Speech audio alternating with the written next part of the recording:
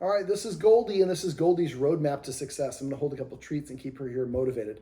So I'm just going to summarize what we covered. The video above, I think, does a pretty good job of detailing how to stop the dog from jumping. But another issue that's going on is Goldie really likes to lick faces. Are you going to lick my face? All right. So sometimes when people have a problem, what they'll do is put it on cue. So you can say like kisses. Well, she's not doing it now. But like... if you know the dog's about to do something, you want to say the cue first. So if she's about to start licking well, I could go like this. Well, that's not working. But if I can predict that she was going to lick my skin, I might say kisses. And then kisses means lick David's arm or skin. For my dog personally, if I say love, that means the dog will lick me in the face. There's somebody in the house that does in her life that is not a big fan of being licked in the face, which is fine. There's nothing wrong. People have preferences, what they want. So what we can do is a couple different things.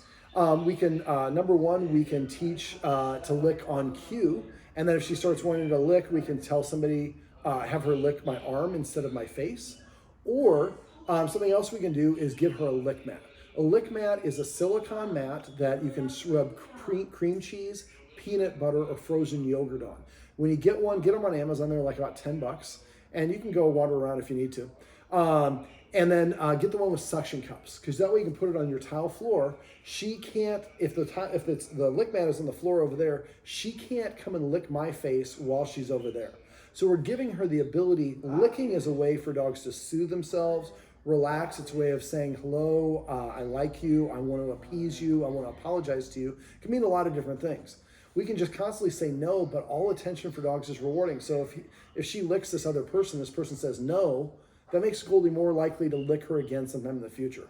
So if there's times of the day or activities that are going on that cause Goldie to want to lick, analyze. Sometimes it might be that like when this person is unhappy about something that has nothing to do with Goldie, Goldie might be trying to lick her face to try to get her to calm down. That way Goldie's actually trying to do a service. Now, what we could do is just we identify what that time of the day is. Maybe she gets a phone call with Apple. It always pisses me off when I had to call Apple. So maybe when I'm going to call Apple, I get a lick mat, I spread peanut butter on it, and I put it on the floor over there and let her start licking there. So that way Goldie can go and lick something that is not the person who doesn't want to be licked. Goldie is releasing the oxytocin and serotonin that happens when dogs lick, and we're giving her a place an outlet to do that. Now, we can also use a spoon with either peanut butter, cream cheese, or frozen yogurt on it, and I usually freeze it. And so what we might do is when this person comes home, just go greet her at the door and give her the spoon. And she holds the spoon down. Goldie is now licking that spoon instead of licking the person. I don't know if does Goldie lick this person like at the door or just like when you guys are hanging out on the couch or? All the time, especially if she gets in the car. Okay. So and they make a lick bowl. It's kind of like a bowl. Something else, how far is the car ride? Usually in the very beginning of the car ride, just the hello. Okay. But it's just the face is so accessible at that point. Or sitting on the couch. Well, a couple things. So if it's a car, we might give her, do you use a harness for her? No. If you use a harness, they actually have a doggy seatbelt. It's like a loop that goes over the seatbelt, and you can attach it. You can attach it to the harness, and then basically you can clip it into actually a seatbelt. There's different options of it. So we have maybe Goldie in the back seat and put her on the seatbelt, and then have the person sitting in the back seat next to her give her treats every once in a while, so Goldie doesn't look as I'm just being kicked to the back seat and it's a punishment. So now every 20 seconds or so, we get a treat, and eventually it's every 30 seconds ago, every 60, 90, 2 minutes, 5 minutes. So Goldie's just practicing there, just hanging out, waiting to get that treat, and she's maybe clipped into the seatbelt over there, person here, she can't reach the person's face. Now the other thing you could do is you can get like a small container of cream cheese, and I would basically, you can do this at home. So a lot of times what I'll do is I'll hold the container of cream cheese so it's here. I can get Goldie to look wherever I want by moving that cream cheese. So maybe we basically put it in the freezer, and then when you get in the car, she's holding the cream cheese right here. Goldie's licking the cream cheese instead of licking her face. Now, that would be a lot of cream cheese. We'd let her go through the whole thing, but maybe use some of it for at home when she's looking at home. And then so it's less and less, and maybe it's only maybe 20% of it. And we freeze that and take that in the car because we don't want to leave cream cheese in a hot car in LA during the summertime. But now we can get her to lick, and she gets to release those feel-good endorphins, and it's not licking the person who doesn't particularly wish to be licked. Does that make sense? Mm-hmm. All right, Goldie, sit. Yes. Now, the first thing we went over in the session to summarize things is what's called a marker word. If I don't have it linked above for your sister, let me know. I have a video on marker words. A marker word is an indicator that tells the dog it did the thing that you want. It comes the instant the dog does the thing you want, unless the thing you want has duration like potty or stay. In that case, the marker word comes at the conclusion of that act. So if I want to say, yes, as soon as she touched her nose to my hand, I said yes to indicate that that's what I wanted her to do. And that's the exercise we use, is hand targeting, to teach her how, really to teach the guardian how to practice using the marker word. You want to say the marker word the instant she does the thing that she wants. So if it's like for sit, come here. I want you to get up so I can show you how to lure into a sit. So the instant the butt hits the ground, that's when I would say yes, and then that buys me another 2 seconds to give a treat. Or a reward. Goldie. So for a come, Goldie, come. Sit, yes. So the instant the bottom hit the ground, I said yes, and then I put the treat in her mouth. Now we can also reward her with a pet as long as she finds it reinforcing. We'll talk about not petting her on top of the head, getting a habit of not petting her on top of the head. We'll talk about that in a minute. So the marker word is the universal building block that everything is built on. We're going to say yes every time she does anything that we like, whether we ask for it or we tell her to do it. And that asking for it is something I call celebrating. Celebrating is basically waiting for the dog to do something on her own that we like. So I'm going to do it next time Goldie does something I like. If she lays down on her own, I'm going to say her marker word and I'm going to give her a pet or a treat. Now, usually I'm celebrating, I just celebrate with pets, not with treats, because we're going to be doing it, if we're doing it properly, we probably should be doing it 100 plus times a day. Now, I have people like, I got to tell my dog this every single time that the dog does something I want. Little kids are taught please or thank you thousands of times by their parents. If we want our dog to behave, we have to teach them what it is we want them to do. Most of us don't actually communicate to our dog what we want from them. We just get mad when they don't do what we haven't taught them. And that's not really appropriate. So if every time that Goldie comes to me, gives me eye contact, lays down, sits, drops something, goes to the dog bed on her own, I say yes, and then I pet her. And after a while, she's going to start sitting in front of you to prepay and ask for that attention. I call it celebrating. This is the easiest way to train any dog. We also went over something called manners. So, and I'll kind of simulate it here. So I have a treat in this hand, and she's going to kind of nudge at that hand. She's saying, I want that treat. Well, sit. Yes. So when she's nudging you, she's kind of not gently, but she's kind of demanding attention. It's not wildly inappropriate, but she is saying, give me your attention. And I'd rather her learn to ask for the attention. The difference between asking for or telling. Leaders tell, followers ask. So I'd like her, if she nudges you, you tell her to sit. One time, if she sits, we say yes, and then we give her the pet or the treat. If you say sit and she doesn't sit, and you say sit a whole bunch more, you're rewarding her more for ignoring you than she does for doing the right thing. Takes away the motivation. So I say sit once. If the dog sits, then I say yes and pet. If the dog doesn't sit, I just go back to reading the Wall Street Journal. I'm making some art. I'm playing the guitar. I'm doing whatever else I was doing. I'm not mad at the dog. I'm not chewing the dog out. Who's missing out in the equation? The dog. The dog's not getting the reward. This works with celebrating, because every time the dog comes and sits on her own, we reward the dog. We saw it in the video above. She was going to that dog bed without even asking. She's a smart dog. This will not take her long to figure out. But then after a while, if she were to walk up and sit down, I would say yes, and I continue my conversation right there. I said yes, petted and rewarded her, and I didn't even break my conversation. This will become a habit for you in about 2 months if you get in the habit of doing it consistently. So I usually tell people to point at each other and say, celebrate. Celebrate means you missed an opportunity to reward your dog for doing something that was desirable. And so what we want to do is get in a habit where we're watching. If Goldie walks up, I'm ready, I say yes and pet her on her own. But if I miss it, my partner says celebrate to me, I just say yes and reach over and pet her. I don't need to ask because it's already too late. Get into a habit of doing this. These are two sides of the same coin. Celebrating is when she chooses to do it on her own. We say yes and pet her. When she's nudging us or barking at us or demanding attention, we're going to tell her to sit, come, lay down, touch, do something else, not shake. one time, and if she does it, she gets a reward. If she doesn't do it, nothing happens. You go on to the next thing. That makes her more motivated to want to do it the next time. All right, we also went over, let me see, what else did we go over, Goldie? We went over, right now the Guardians are free feeding her. They're leaving food in the bowl, and it's taking away the value. And as a result, the Guardians are having to now doctor her food, put chicken and other stuff in there. Yes, that's a nice ask right there. And so what I recommend doing is what I call structured feeding, which is just feeding on a schedule. So you put the food down, whatever you put in the bowl is the amount the dog should eat. And then sometimes dogs are social eaters. You have to eat there with them. And you eat a couple chips. If Goldie sniffs the bowl and walks away, as soon as she walks away, I pick up the bowl, I dump it empty, I put the empty bowl back down. 99% of the time the dog goes and licks the bowl. This emulates what happens in the wild. In the wild, there's no refrigerator for dogs, and they find food, they eat it. If they don't eat it, another animal is going to come and eat it. So what we're saying is it's time to eat. If you want to eat when food is presented, great. If you don't, that's totally cool, on you. But if you don't eat, you turn away, I'm dumping the food, putting the empty bowl back down is important. And then there's no food again unless we're training until the next meal. Most dogs, it takes about 2 or 3 days, and then eventually they start eating when you put the food down. Also, remember when you're feeding, if you're feeding the same food every meal, a lot of dogs get tired or bored. Goldie, come here, sweetie. Come here. So what I like to do is I pick a good brand. I feed my dog Signature.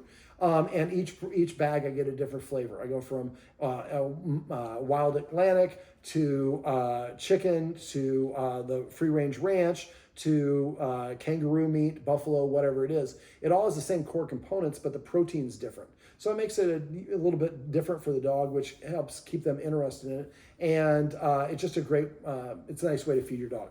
And again, as soon as she walks away, the food goes away. It's not a problem. But again, this will help her feel a little bit more, in general, a little bit more respect for the humans because I have to listen to the humans. And when I do, I get pets for sitting and coming and laying down, and they're in charge of my food. When they put the food down, if I eat it, great. If not, then I'm hungry till the next meal. Again, I'm a little bit more reliant on the humans. It's not ethical to withhold food, but providing in a structured way will help. Let me see. We also went over cookie in the corner. That's throwing that, saying find it, throwing a treat, and when she looks it up, and then saying come. She comes back to us, yes, and give her a treat. Then we throw 2, 3, 4, eventually 5, and we're saying yes, yes, yes, yes, yes, and then come. I have a video for that. If your sister wants to watch it, let me know, and I'm happy to share that one with you. I'd also recommend once you switch her over to regular feeding, get a snuffle mat. The one that I like is from Runda. I think it's Runda or Rundik. Rundik, I think. It's gray. It looks like shag carpeting. It's got a gray pile around it. For her dog her size, you probably get the circular one. So if you put her food in there, she has to use her nose to find the food. This makes feeding like a short exercise, like a short walk. And since one of the houses she lives in does not have a yard, that might be a really good one for her to eat, to do that in. You can also get the Omega Paw Tricky Treat Ball, that orange ball, and put the food in and nudge it. She's got to nudge and work for her food. Again, a nice way of keeping her interested and engaged. Yes. Let me see, what else do we cover? It's important to have some rules. So right now, her grandma is essentially the only one that requires her to do any impulse control. So basically, grandma makes her sit and wait while she says a little prayer, and then she gets to eat her food. What I would do is basically when it's time to eat her food, then say like, a meatball or whatever it is, the lasagna, whatever the food is, come up with a fun name. And then she runs over and eats her food. We'd also like to find ways to incorporate a little bit of impulse control. Right now, the main hangout room is kind of upstairs, and the rest of the house is kind of downstairs, and there's a staircase right by the main hangout room. What I would do is I'd play fetch on that stairs, especially with grandma, and basically grandma shows I have a ball, says fetch as I throw the ball, she runs down the stairs to get it, she brings it back, and then grandma holds the treat out here. When she drops the ball, she says yes and puts the treat in her mouth. And then we pick it up, sit, fetch, and then you throw the ball. So we're going to first teach her to drop the ball when she retrieves it. Second thing we're going to do is we're going to tell her to sit. When she sits, then we say yes, and then we say fetch and throw the ball. Eventually, she comes back up and she drops the ball. We say sit. She sits, yes, and pet her. Ask for a touch, yes, and pet her. Down, yes, and pet her, and then we throw the ball. So we graduate. At first, maybe we just drop. Second one is drop and then a sit. Next one's drop, sit, and a down. Next one is drop, sit, down, and a touch. Next one is something else. So we're helping her. She runs and gets that ball and gets to eclipse that great energy. Then she comes back and she has to demonstrate a little impulse control and some basic obedience. So she comes back and maybe spends 15, 20 seconds sitting, calming, waiting down. And then she gets to go zoom and run and grab it again. So it's a nice way for her to interact with grandma. Come on. And in a way where it releases some of her energy and it also engenders a little bit more respect for her. Now we went over the loading exercise. Make sure by the time you see this, hopefully you've done this. So tonight after I leave, walk around the house. Yes, treat. Yes, treat. And then an hour or so later, do it with the clicker. Yes, just like that. You only have to do it about 6 times. So you should be done with that by the end of this weekend for the clicker and for yes. And so eventually when you click or say yes, she's looking up because that means I'm about to get a treat. Now we also went over the pause interrupter. The pause interrupter is beep, beep, beep. Sit. Puppy, puppy, puppy. Yes. So those are the example of pause interrupters. So pick one of those sounds. If you want to say beep or puppy, you have to say it 3 times in a high-pitched frequency. After you say it, then you give her the treat. Just a loading exercise, same way. So the idea is when you say puppy, puppy, puppy, beep, beep, beep, or she looks at you. Remember, all attention is rewarding. So if she's digging in the trash, you say, no, Goldie, don't get in the trash. Getting in the trash gets attention. I might stop now, but I'm going to do it again later.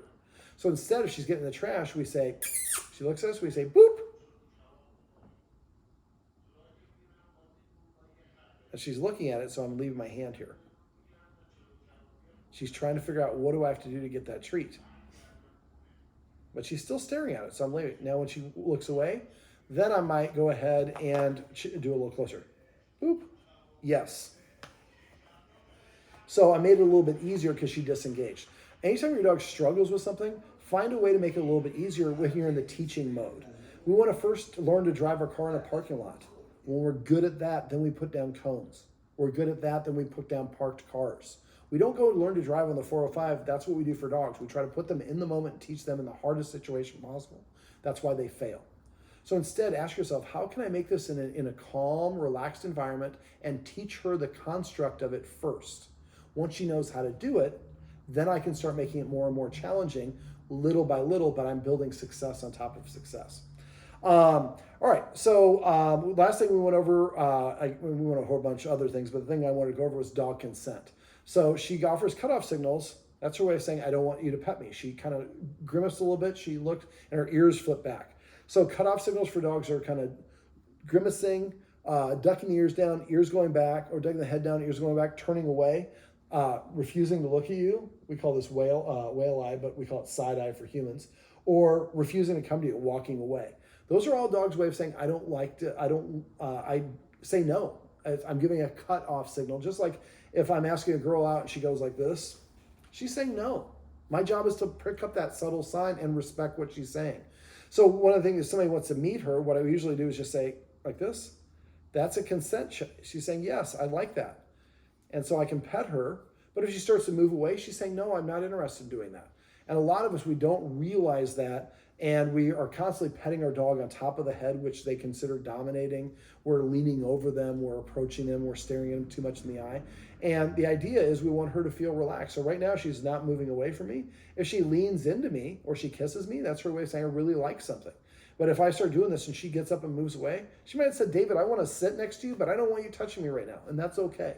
So learning to read her cutoff signal and her consent really will help with a lot of other things. She's a really happy girl, so I don't think it's going to be much of an issue. She's very accommodating. People come up and pet her on top of the head, do things that she doesn't like. But that doesn't mean we can't improve her quality of life and make her feel a little bit more comfortable. All right, I'm trying to think if there's anything else. Anything else you want me to go over?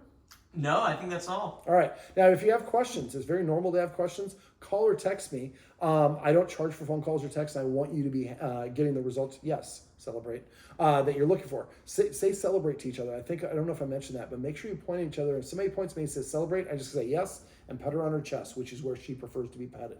I don't even know what it is, but I want to be in a habit of watching for that. So when she does sit on her own, I just say yes and pet her and get in a habit. Once you do this, every time you pet your dog, it becomes a micro dog training session that you're not even aware of the fact that you're doing it. Isn't that right, Goldie? She's like, that's a little bit of a cutoff signal. She's like, I want more treats. All right, well, this is my buddy Goldie, and this is Goldie's roadmap to success. Remember, everything you do trains your dog. Only sometimes you mean it.